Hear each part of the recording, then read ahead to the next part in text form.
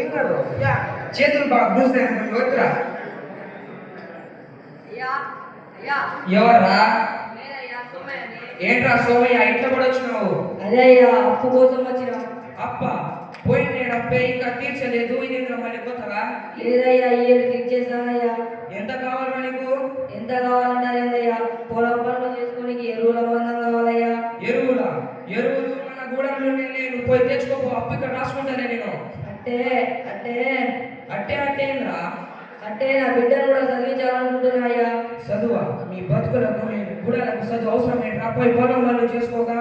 అది కాదయ్యా, నా బిడ్డని పెద్ద పట్టం పంపించి తాత్రవేత్తనో డాక్టరో లాయరో చేద్దామనుకుంటున్నాయ్యా. విన్నానేట్రా? డాక్టర్ లాయర్ అంట. అది మీ బతుకులకు కాని పని, కానీ నీ బిడ్డ కోసం దుడ్డు ఎందుకు ఖర్చు చేస్తావులే?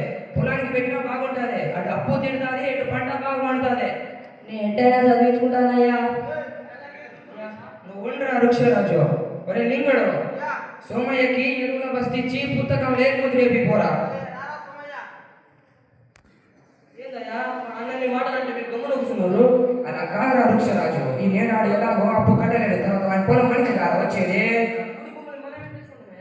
బీడు భూములుగా మార్చేది మనమేరా?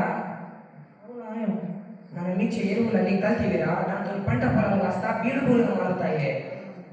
సరే కానీ పట్నం నుంచి ఒక సార్ వస్తాడు, నువ్వు పోయి పీల్చుకోరా పోరా. ఒరే లింగుడు, సార్ కోసం